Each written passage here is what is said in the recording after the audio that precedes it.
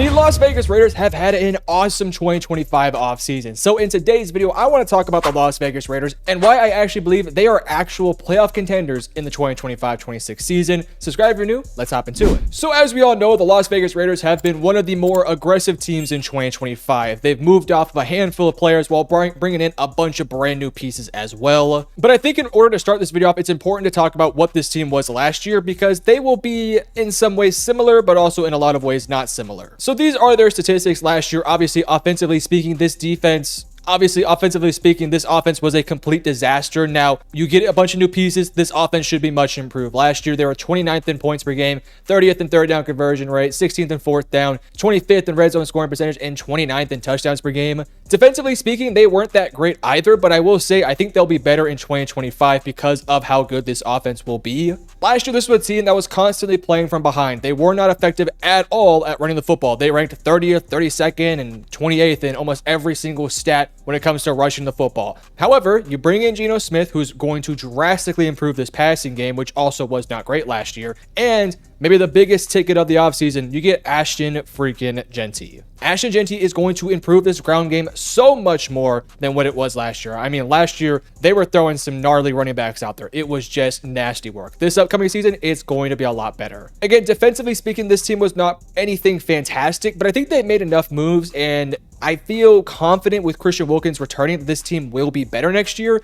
if we assume some players step up. But even if this defense is like league average, that's fine because this offense is now good enough to actually be really solid. Let's go ahead and look at what they did in the free agency process because, man, they were absolutely aggressive and rightfully so. In free agency, they signed guys like Jeremy Chin, Alex Kappa, Eric Stokes, Elandon Roberts, Raheem Mostert, Devin White, a bunch of other pieces too. The biggest one of all, though, they traded for Geno Smith. They also got rid of a few players like Andre James and Gardner Minshew, and they lost some people in free agency too, which will definitely be some major losses. However, I think it's pretty fair of me to say that this was a good offseason for the Raiders, especially in the free agency portion, because you got your franchise quarterback that has just been such a massive issue for this team for the past 4 or 5 years now. Ever since they got rid of Derek Carr, and arguably even when they had Derek Carr, this team had a quarterback problem. Although, I'll give Derek Carr his flowers. He had some good years here, but just in general, this was a team that was just missing the guy. They thought maybe Aiden O'Connell could be the guy. It didn't really work out. Then they made the move for Gardner Minshew. I don't quite understand why they made that move. I feel like we all kind of knew that Gardner Minshew was not a great quarterback,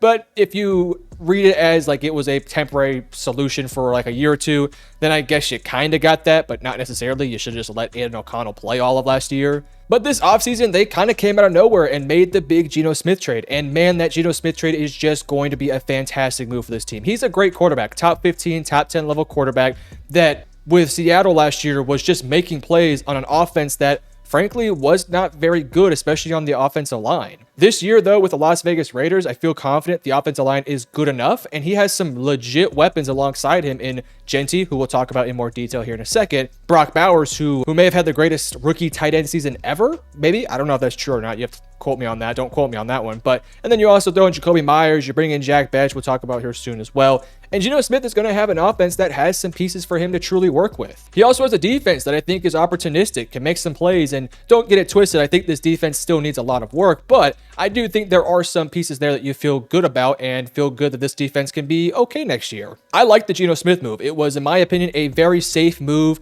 that gets them a capable quarterback. Yes, he's a little bit older. Yes, he's going to be highly paid, but it gives you an opportunity to build a lineage of quarterbacks. You get your veteran for 2, 3, 4, 5 years, however long he's there. And then in 2027 or 2028, right around the time that Geno is probably going to start declining, that's when you bring in the rookie quarterback to develop for a year and then start once Geno Smith retires or moves off from the Raiders. To me, it was the perfect decision for this team. I kind of thought this team was going to be in a weird spot where they were going to have to trade up for Shador or, maybe just take Shador outright. And clearly that wasn't what was going to happen. They made the move for Geno Smith. I think it's a fantastic move. You get a veteran.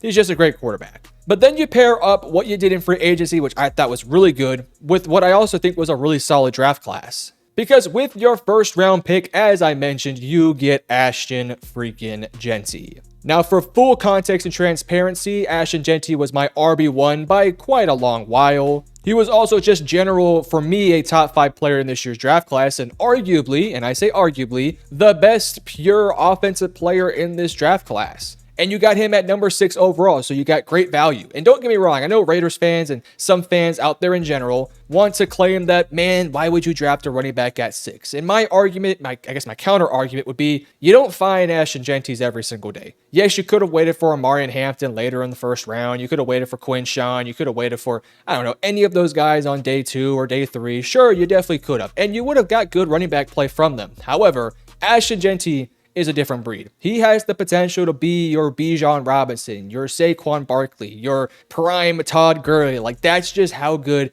Ashton Genty is. And I get it. Running backs have a short lifespan. I understand that, especially a guy like Genty who had a ton of work last year and is likely to have a lot of work this upcoming season. I get all that, but you just do not find a generational talent like Ashton Genty in a position of need, not just a regular need, but a dire need like Ashton Genty fits this team. So it was, in my opinion, the right pick. I understand that people want to complain about it because he's a running back, but I think he was so far and away the best and most talented player on the board at that time that it was just the obvious pick in my opinion. Sure, you could have went tackle. That also would have been nice. You could have went corner. That could have been cool, but Genty was just a better prospect, and I think he'll be a fantastic player for however long he's still in his prime. Then in round 2, you get Jack Bech. Now, I want to be clear. I was not as high on Jack Bech as a lot of other people were. Like, some people thought he was an early 2nd round pick. I kind of thought he was more of like a late 2nd, early 3rd round pick. He goes at 58, so I thought that was appropriate value for Jack Bech. Bech is a unique player because he isn't really your traditional outside receiver when you think of somebody of his skill set and of his size.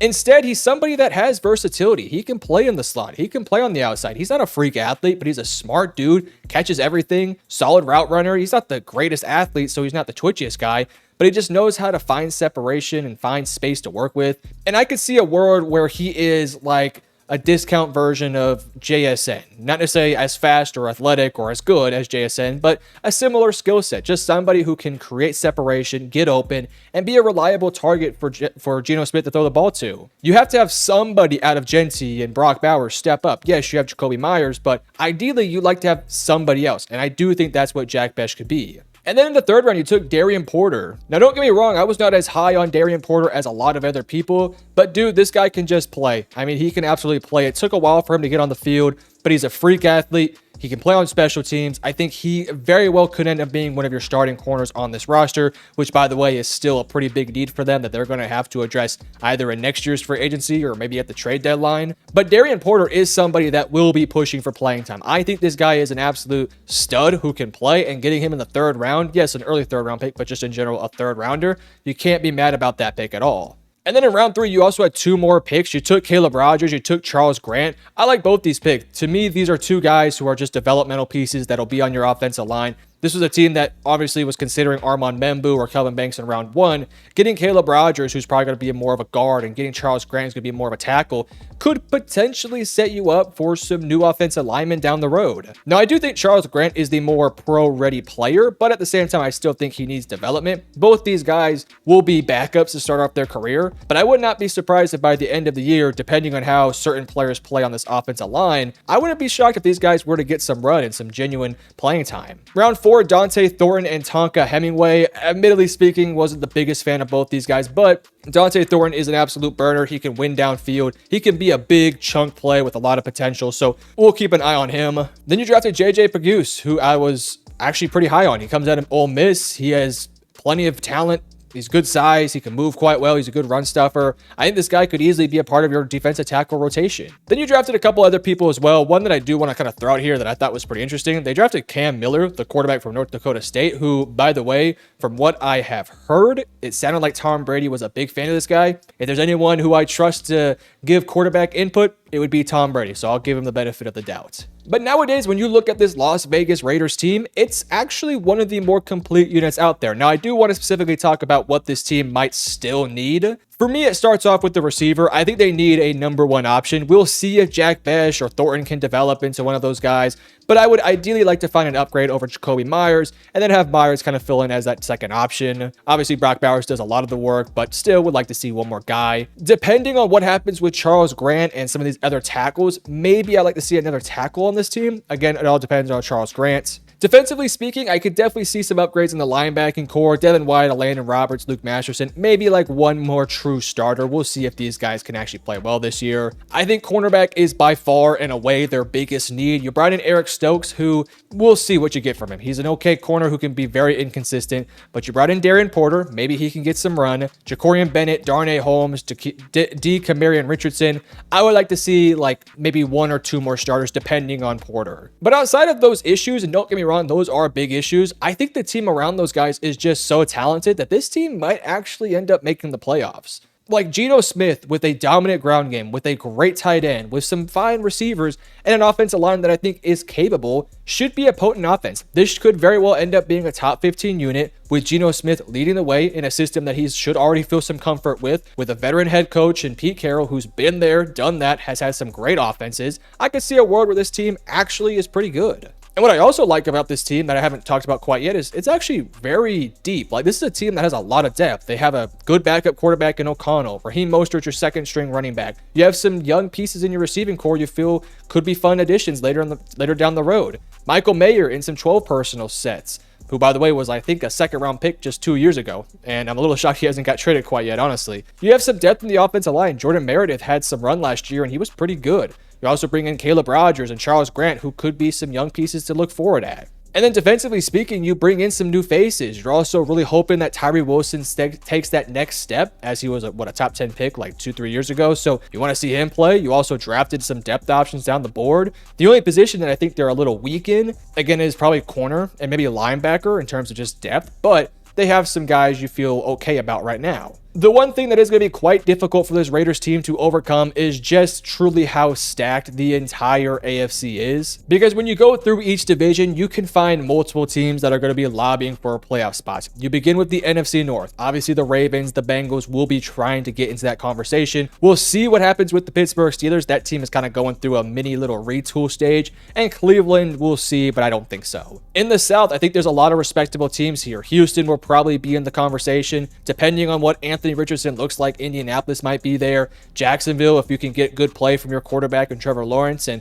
if that defense is better from last year, they could be competitive. And Tennessee with Cam Ward, you always have to give them a shot, but likely not. In the AFC East, Buffalo will be in the playoffs. The Jets, probably not, but maybe. Miami, same thing, probably not, but they very well could be fighting for one. And then New England, man, they're going to be a feisty team that they might take a massive step forward next year. And within the Raiders' own division, it's an absolute juggernaut division. This is one of, if not the best divisions in the NFL. Obviously, the Super Bowl runner-ups in Kansas City, they'll be right back in the mix. They're a great team. Denver has just locked and loaded this defense. It's arguably the best defense in the NFL. And when you have Sean Payton, Bo Nix, and some young new fun pieces to work with, that offense should be awesome as well. And then Los Angeles, you can never forget about those guys. They are super talented. You have Herbert, you have some weapons. They'll be back in the conversation too. So for the Raiders, within your own division, it's going to be a slugfest. But if you can play okay against your division, I think this team has a shot. I think they'll need to win 10 to 12 games to be in the conversation. I think to lock a spot in the playoffs, you need at least 12 wins. We'll see what their schedule ends up looking like and how things go. But this is a Raiders team that I am fully buying stock into. You have your franchise quarterback. You have your franchise running back, your franchise tight end, a solid enough offensive line with some young pieces to develop. Defensively, you have Max Crosby, which is so funny to think about. This team was so close, at least we think, we don't know 100%, but was this close to actually trading Max Crosby. And now it's like, hey, this team can genuinely compete out there. And this is probably the best team that Crosby has been on since a long time. So it's a good thing they kept him. But you have other guys too. Like, I'm excited to see what Jeremy Chin can do. He's a fun player. But just in totality, I think the Raiders will be fun. I think they'll be a competitive team. I think they can make the playoffs. But you guys let me know in the comment section below, what are your thoughts on the Las Vegas Raiders? And let me know, will the Raiders be making the playoffs? If you enjoy, hit the like and subscribe button. Love you guys. Peace.